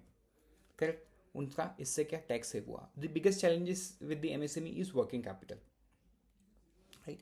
तो basically चलो ये जब मैंने बता ही दिया तो मैं आपको समझा ही देता हूँ. एक एमएसएमई क्या होता है ना, एक एमएसएमई जो एक बड़े कॉर्पोरेट को जब सेल करता है तो उसे इमीडिएटली पेमेंट नहीं मिलता. अब क्योंकि देखो ये एमएसएमई है, इसका मतलब ये छोटा है, ये बहुत बड़ा कंपनी तो नहीं है. तो अब ये इसने जब माल बेचा, मतलब सामान बेचा, तो ये पेमेंट जब डिफर्ड आता है, देखो इनकम तो ये रियलाइज हो गया, मतलब अनरियलाइज्ड इनकम तो बुक्स में आ गया कि हमने हमारा एसेट बेच दिया, ये हमें पेमेंट मिलेगा, ये हमारा प्रॉफिट है. लेकिन ये पैसा आया क्या? नहीं आया. तो ये टैक्स डिडक्शन को भी भारत सरकार ने यूनियन बजट 24 में ये किया कि भैया जब पेमेंट आएगा तभी आप टैक्स डिडक्ट करो, वरना मत करो, है ना. तो मतलब उन्हें क्या हुआ, ये एक एडवांटेज के तौर पे उन्हें मिला, राइट. एंड देखो मतलब मैं जो ट्रेड्स प्लेटफॉर्म की बात कर रहा था, ये जो बिल है, ये बिल कई बार वो डिस्काउंट करके ये पैसा वो लेके आते हैं, करेक्ट. चलो बढ़ेंगे आगे और देखेंगे digital infrastructure and delivery of citizen centric services. आपको ध्यान होगा मैंने इंडिया स्टैक की बात की थी, राइट. बात करते करते फिर मैंने यूपीआई का एग्जांपल दे दिया, बिकॉज इंडिया स्टैक आप ऑल ऑफ अ सडन समझोगे नहीं. तो यहाँ पे मैं आपको समझाता हूँ. देखो इंडिया स्टैक है क्या? India stack basically digital infrastructure है इंडिया का, है ना. They are 3 interconnected layers. क्या क्या है? एक है आधार, दी आइडेंटिटी लेयर. मेरी पहचान क्या है ऑनलाइन, मेरी पहचान क्या है ना. मैं कुछ कर रहा हूँ ऑनलाइन तो सिस्टम कैसे पहचानेगा? It's real me. अभी देखो मेरा चेहरा दिख रहा है ना. You know me that I M Tushar sir, clear. मैं चेहरा नहीं दिखाता, मेरे बाजू में कोई और बैठ के आपको पढ़ाता, तभी भी आपको लगता, अगर आप मेरी आवाज़ नहीं पहचानते तभी अभी आपको लगता कि हाँ तुषार सर पढ़ा रहे, बिकॉज मेरा नाम लिखा हुआ है. ऐसा लगता है ना आपको. सो identity is very important in online. Identity is very important. देखो कई सारे एग्जाम्पल्स मैं देता हूँ चीज़ों को समझाने के लिए. आई होप आप वो समझ रहे हो. तो आइडेंटिटी लेयर क्या है? आधार. मतलब Aadhaar has become a source of identification. Then the payment layer, unified payment interface, UPI, Aadhaar payment bridge, Aadhaar enable payment services, right. That's the second layer, right. The third क्या है? The data layer, account aggregator. Identity layer, मेरा fingerprint कहीं save है, मेरा retina कहीं पे scan है, मेरा फेस कहीं पे स्कैन है, everything is scanned and kept in the Aadhaar database. इसे किसी को तो मैनेज करना होगा ना. सो इंडिया स्टैक में data layer is one such important thing. Same with the UPI. आप दिन में 50 ट्रांजैक्शन कर रहे हो, वो कहीं ना कहीं तो सेव हो रहा है ना. सो डेटा लेयर मतलब this is also an important part of India stack. तो ये आपको समझना होगा, करेक्ट. चलो बढ़ेंगे आगे. अब बाकी देखो, बाकी तो आपको चीज़ों को पढ़ना है, मैं आपको एक्सप्लेन करता हुआ चलूँगा जो जो एक्सप्लेनेशन की रिक्वायर्ड है. बाकी हम आगे बढ़ते जाएंगे. ओके, अब हम आते हैं क्रेडिट क्रिएशन में, राइट. मैंने आपको बताया था कि सर आप बता रहे हो ट्विन बैलेंस शीट प्रॉब्लम नहीं होगा, ग्रोथ होने से एनपीए नहीं बढ़ेगा, इसका डेटा दिखाओ आप. तो देखो आप डेटा देखो, जो एनपीए था वो 11-12 से लेके 2015 तक बढ़ता गया, फिर बहुत ज़्यादा बढ़ गया because of twin balance sheet problem. फिर उसे कंट्रोल पे लाया गया. अब वो एज पर दी सितंबर 2023 वो 3.2% पे है. मतलब हर 100 रुपये में 3 रुपये 20 पैसा ही एनपीए है, विच इज़ वेरी गुड. ये ग्लाइड देखो, कुछ एनपीए तो ज़रूर रहेगा, मतलब है ना. मतलब एज ए थॉट हम सोच सकते हैं कि इसको तो ज़ीरो हो जाना चाहिए. आइडियल सिचुएशन इज दैट कि ज़ीरो होना चाहिए, but it's economy, right. You always have to manage that scarcity. So ये जब कम हो रहा है, that also shows that whatever policy we have, whatever way we are implementing and trying to improve, it is actually working. तभी तो ये data इस तरीके से दिख रहा है, कम होता हुआ दिख रहा है, वरना तो ये बढ़ता हुआ दिखता, करेक्ट. चलो अब ये तो एनपीए की बात हो गई. अब एनपीए कम होने पे बैंक के बैलेंस शीट में क्या चेंज आया है, ये भी एक सवाल रह जाता है. बताओ क्या चेंज आ जाता है. तो आप देखो जो नेट इंटरेस्ट मार्जिन है, net interest margin basically simple words में मैं समझा दूं, बैंक ने किसी को लोन दिया, ठीक है, और कई बार बैंक भी लोन लेती है बाहर से. तो वो जो इंटरेस्ट पेमेंट है, करेक्ट, उस इंटरेस्ट पेमेंट को हटा देने से और एक्चुअल एसेट से डिवाइड करने से हमको निम मिल जाता है, नेशनल नेट इंटरेस्ट मार्जिन. तो let's not get into what NIM is. आप ये समझो, NIM is an indicator which shows how robust is the bank balance sheet. आप देखो over a period of year it has improve from 2.45 to 2.72, which shows that bank की earning बहुत बढ़ गई है. इसका एग्जाम्पल चाहिए आपको? आपको याद आ रहा है कुछ एग्जाम्पल? आप याद करो, SBI is now the most profitable company in the country. Reliance Industries से भी ज़्यादा 50,000. अभी भी लास्ट का जो डेटा आया, I think it is somewhere around 16-17,000 crore rupees. So ऐसा क्यों है? तो बैंक का इनकम बढ़ रहा है तभी तो वो प्रॉफिट कमा रही है ना. And we can see that data improving in their in some key ratios of the bank also. Public sector banks की बात कर रहा हूँ मैं. रिटर्न ऑन एसेट्स भी देखो 0.50 से 0.79 हुआ है. रिटर्न ऑन इक्विटी 0.48 से 12.35 हुआ है. Right. So basically it's a very good aspect of it. मतलब सिर्फ एनपीए में गिरावट आना और बाकी फैक्टर्स में चेंज नहीं आना भी कोई फायदा नहीं है. मतलब कहीं ना कहीं गलत तो है. तो एनपीए के साथ आपको ये जानना बहुत जरूरी है. एनपीए कम तो हो रहा है, बहुत अच्छी बात है, लेकिन क्या आपका इनकम बढ़ रहा है? हाँ जी, बिल्कुल बढ़ रहा है. ये पब्लिक सेक्टर बैंक बता रही है. देखो मेरा निम बढ़ गया, देखो मेरा रिटर्न ऑन एसेट इंप्रूव हो गया, देखो मेरा रिटर्न ऑन इक्विटी इंप्रूव हो गया है. आई होप ये आपको समझ में आ रहा है. बढ़ेंगे आगे और देखेंगे कि क्या क्या है. चलो आगे है एनपीए सेक्टरल क्रेडिट. अगर आप सिर्फ इंफ्रास्ट्रक्चर सेक्टर को देखोगे, अभी देखो वाई इंफ्रास्ट्रक्चर सेक्टर, ये भी आप समझो. अगर मैं सिर्फ इंफ्रास्ट्रक्चर दिखा रहा हूं तो मैं बाकी क्यों नहीं दिखा रहा हूं? तो आप देखो अभी जो एडवांस्ड फर्स्ट एस्टिमेट आया है या उससे पहले जो Q2 का डेटा आया है, उसमें infrastructure construction sector are growing. तो इसीलिए इसको ज़्यादा इंपॉर्टेंस दिया गया है. एंड देखो इंफ्रास्ट्रक्चर जब ग्रो करता है then things improve much better. ठीक है. चलो फाइनेंशियल ईयर 19 से लेके फाइनेंशियल ईयर 24 तक ये बढ़िया बढ़ता गया. करेक्ट. चलो बढ़ेंगे आगे और देखेंगे क्या है.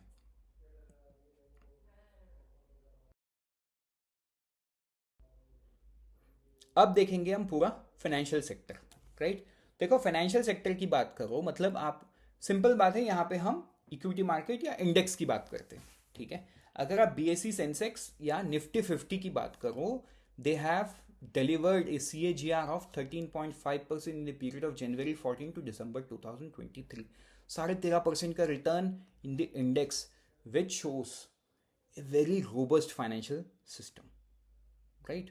बहुत ही रोबस्ट फाइनेंशियल सिस्टम. चलो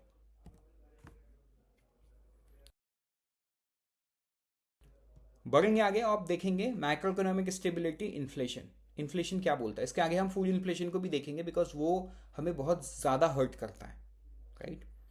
इन्फ्लेशन ओवरऑल देखो, इन्फ्लेशन जो है over a period of time, financial year 9 में 9.1 था, फिर 12.5 12.3 हुआ. Over a period of year ये ऊपर नीचे जाता रहा. फ्रॉम फाइनेंशियल ईयर 15 ये बहुत बढ़िया कंट्रोल में था. राइट. बट कोविड आने की वजह से ये फिर से बढ़ गया. लेकिन अब ये आरबीआई का जो टॉलरेंस बैंड है बिटवीन 2 to 6%, जिसको reserve bank of India and union government दोनों मिलकर सेट करती हैं, 2 से 6%. 4% इज द आइडल. 4 से 6% मतलब +-2 बोला जाता है. +-2 मतलब एक टॉलरेंस बैंड बनता है 2 to 6% का. तो देखो ये 2 to 6% के बीच में आ गया है. Right. So this is an estimate. Let's see what happens next. But हाँ, इन्फ्लेशन तो कंट्रोल आ गया है. राइट.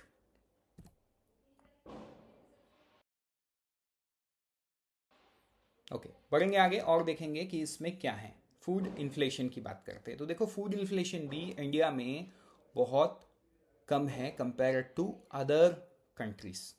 राइट.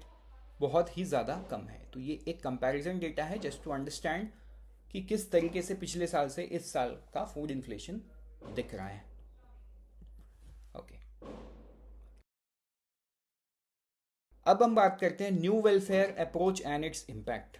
देखो जो वेलफेयर का अप्रोच है ना, उसको थोड़ा बदला गया. मतलब बहुत सारे स्कीम्स जैसे स्वच्छ भारत मिशन है ना, जल जीवन मिशन, तो ऐसे नए कुछ अप्रोच लाए गए हैं as per the report. And उसका इम्पैक्ट क्या है वो हम देखेंगे. तो देखो ये बहुत इंपॉर्टेंट डेटा है आपके एग्जाम परस्पेक्टिव से. I won't discuss much right. ये मैं आपको दिखाता हुआ आगे बढ़ जाऊंगा। 30.30 आयुष्मान भारत कार्ड है ना, आयुष्मान भारत जिसमें लोगों को मेडिकल फैसिलिटीज मिलता है not only in the government but in the private sector, right. Ayushman आरोग्य मंदिर, फिर जन औषधि केंद्र, लोगों को बहुत ही कम कम पैसों में क्या मिलता है, दवाइयाँ मिलती हैं। टीबी इंसिडेंट्स, जननी जन सुरक्षा योजना, जननी जन सुरक्षा योजना से जो एमएमआर है, बेसिकली एमएमआर आईएमआर है ना, maternal mortality rate, child mortality rate, इन सब को कंट्रोल करने की कोशिश की जा रही है। सो this is affordable and wholesome health.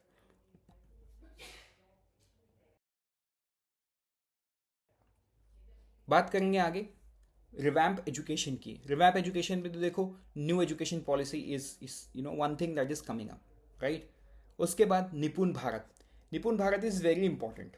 Important इसीलिए मतलब लोगों में इतनी समझ तो होनी चाहिए कि लोग जो बेसिक फाउंडेशन लिटरेसी या न्यूमरेसी है वो आना चाहिए। लोगों को थोड़ा बहुत कैलकुलेशन, थोड़ा बहुत अंडरस्टैंडिंग अपने रोजमेरा लाइफ को बेटर जीने के लिए जो रिक्वायर्ड है वो निपुण भारत के थ्रू मैनेज किया जा रहा है। एक्सपेंशन ऑफ डिजिटल लर्निंग, जो स्वयं पोर्टल है, स्वयं पोर्टल के थ्रू जो है ना मूक कोर्सेस हैं उसके उसको उसको लोगों तक प्रोवाइड कराना। इसमें बहुत सारी चीज़ें, दीक्षा पोर्टल भी है, राइट, जहाँ पे लोग सर्टिफिकेशन वगैरह भी ले सकते हैं and so on. So this is a new and revamped way of educating people.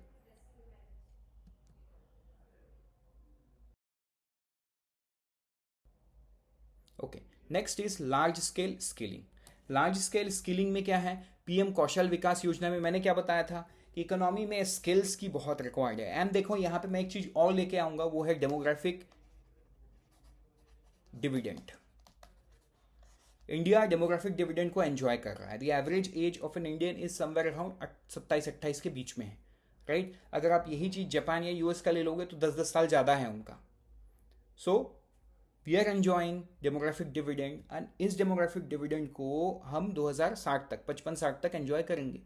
तो रिक्वायर्ड क्या है, ये डेमोग्राफिक डिविडेंड को हम कैसे यूज करें to transition, to use them in the economy. Skills, बिना स्किल्स का तो कुछ होएगा ही नहीं।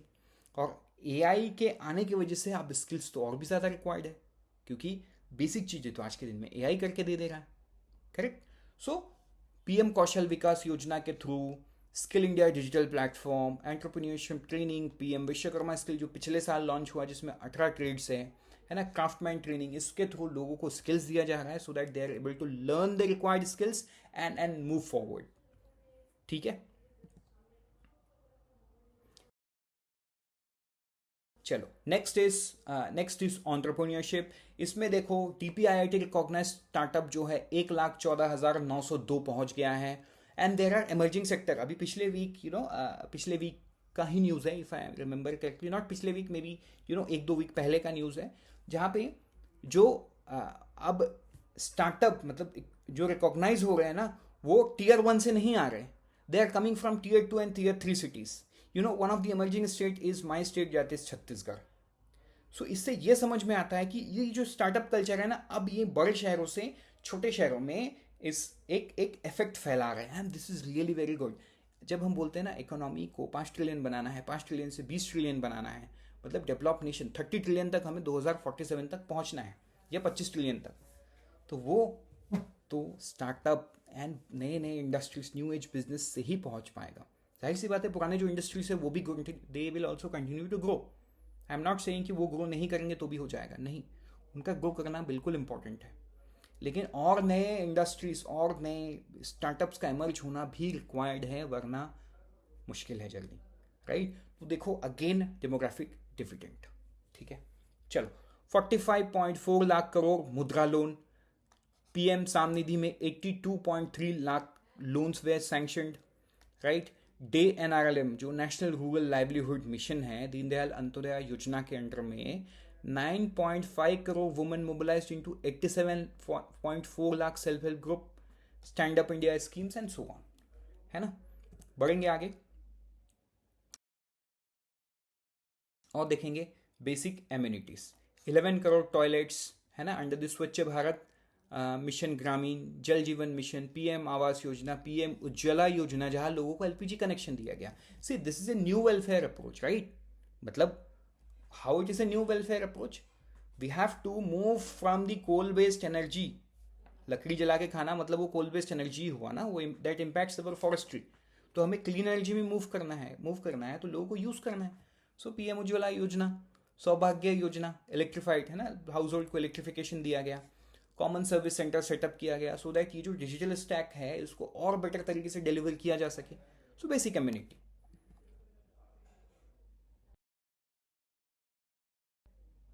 चलो नेक्स्ट बढ़ते हैं. सोशल सिक्योरिटी, पीएम सुरक्षा बीमा योजना, पीएम जीवन ज्योति योजना, अटल पेंशन योजना, श्रम योगी मानधन योजना, जनधन योजना, मतलब सारे ही देखो सोशल सिक्योरिटी है. अभी तो अनऑर्गेनाइज सेक्टर के लिए श्रम कार्ड भी आ गया है जिसके थ्रू आइडेंटिफिकेशन हो जाएगा या हो गया है, you know how many male female, बाकी सारे डेमोग्राफिक डिटेल्स, क्या काम करते हैं, किस तरीके का इनकम है. Based on that, the government is going to give them new type of benefit maybe in the near future. So this is a new welfare approach and उसका impact किस तरीके से आता है आपको लिखा हुआ है, आपको ये पढ़ना है. 51.4 crore account opened, 18.5 crore enrolment अंदर Jeevan Jyoti Yojana, right. Assured pension for 49.7 lakh organised unorganised worker under the Shram Yogi Maandhan Yojana and so on.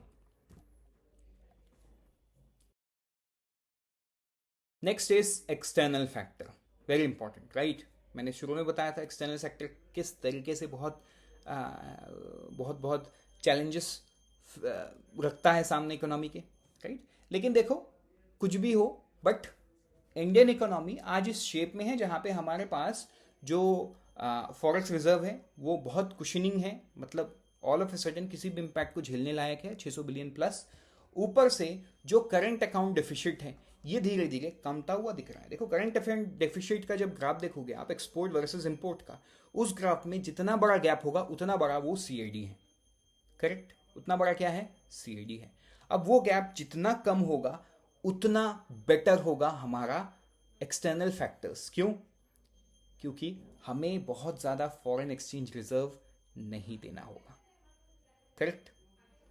So export and import, मतलब देखो इंपोर्ट बढ़ाना कोई नहीं चाहता, लेकिन yes there are situations in the economy that everything we cannot produce, so there are few things that we have to import, correct, which we are doing it. What we can do is basically we can sell our product to the external world, मतलब हम अपने exports को बढ़ा सकते हैं, and that is what we are working on. ECLGS schemes की बात कर रहे हैं, एमएसएमईज छोटे छोटे एक्सपोर्ट्स कर रहे हैं, राइट. एमएसएमईज में एक्सपोर्ट का बहुत बड़ा कंट्रीब्यूशन है जीडीपी में, right. 40% of their products get exported, मतलब 40% कंट्रीब्यूशन है उनका. सो उनके लिए मतलब although they are small, they are not big, but ये स्मॉल लोगों को बिग बनाना है हमें, तभी ये चीज़ पूरा हो पाएगा. एंड वही चीज़ इस पर बात किया गया है, राइट. तो ये आपको पढ़ना होगा. बढ़ेंगे आगे और देखेंगे क्लाइमेट एक्शंस. तो देखो ये एक इंपॉर्टेंट पार्ट है. अगर क्लाइमेट एक्शंस में मैं बात करूं, मैं पंचामृत से शुरू करता हूं हमेशा. COP26 की याद दिलाऊं, जहां पे हमने हमारे सामने, देश के सामने प्राइम मिनिस्टर ने 5 क्या रखा, टारगेट रखा कि 2030 तक हमें क्या अचीव करना है, 2070 तक क्या अचीव करना है, एंड सो ऑन. तो देखो when we talk about nationally determined contribution at the UNFCCC in 2015, right, reduction of intensity of India's GDP by 33 to 35% by 2030 from 2005 level. 2005 के लेवल को बेस ईयर मान के हमें ये रिडक्शन लाना है. सो climate action is very important, right. अगर हम इंडस्ट्रियलाइजेशन की बात करते हैं तो आज के दिन में हम मतलब नॉन रिन्यूएबल एनर्जी के बेस पे सस्टेनेबिलिटी की बात कर ही नहीं सकते, because that's the situation. Germany, US, they all have done it in the past. No problem with that. Because they have done it at time when things were not that concerning. लेकिन आज के दिन में बहुत concern करता है. तो इस कंसर्न को रोकने के लिए हमें ये टारगेट्स लेने पड़ेंगे. इसीलिए हमने मिशन लाइफ लॉन्च किया है. देखो मिशन लाइफ बेसिकली है क्या, आपके और मेरे एक्शंस क्या हैं.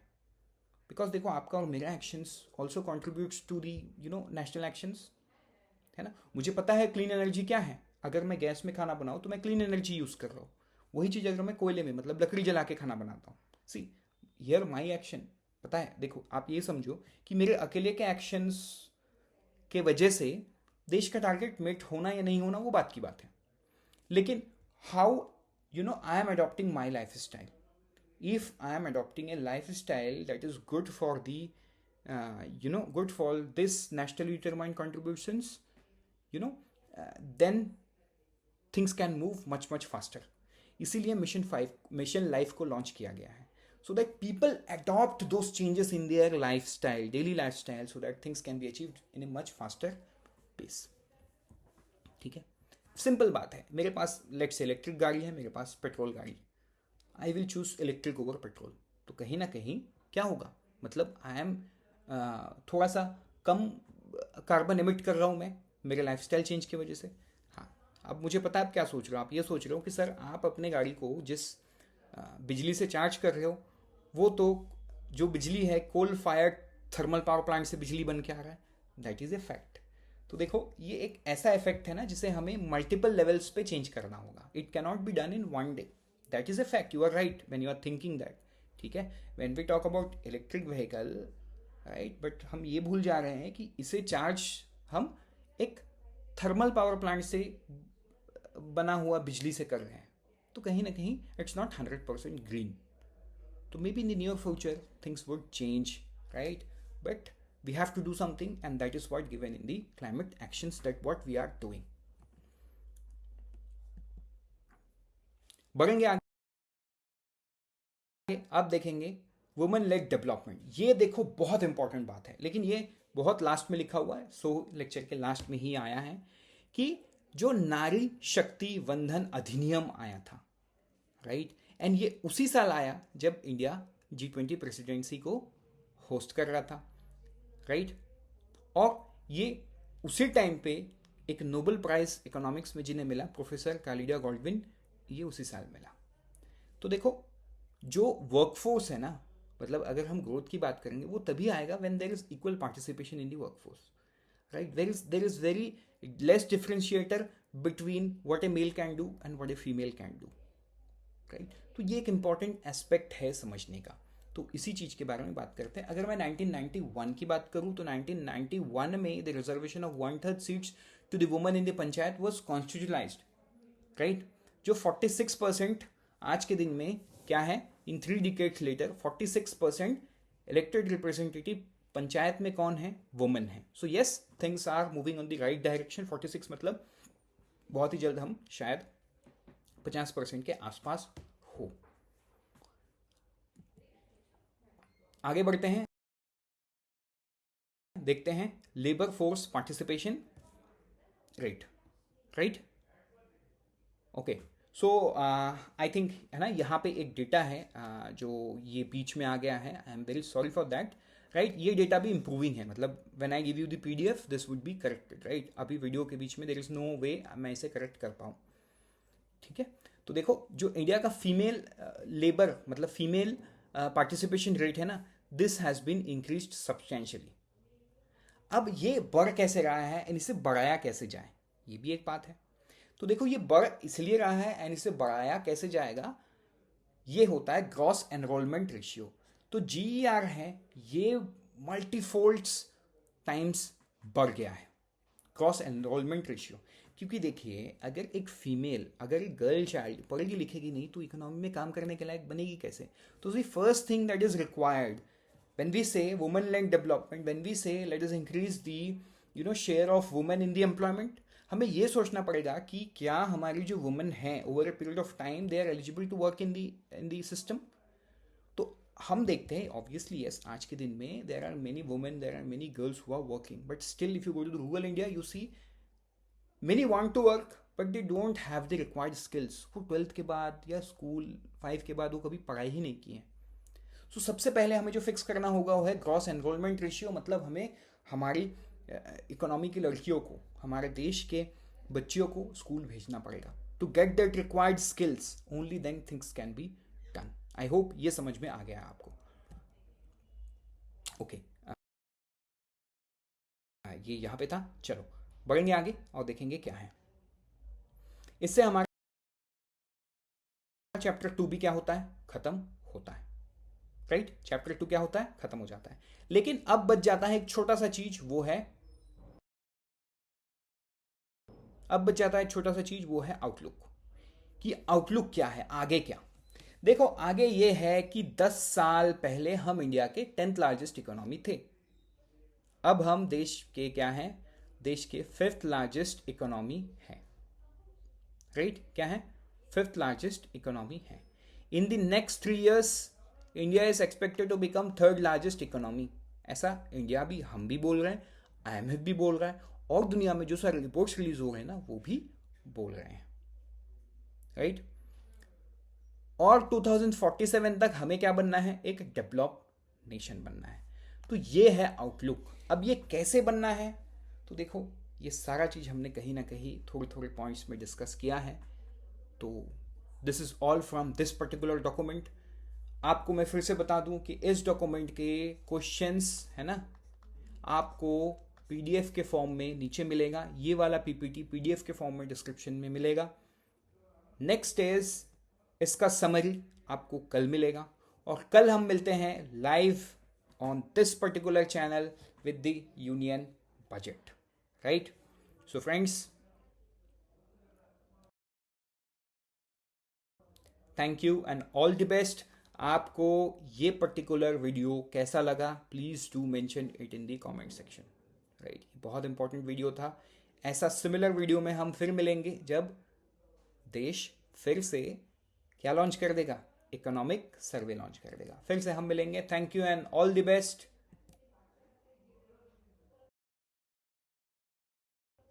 And always remember, IXMB helps you prepare 50% faster.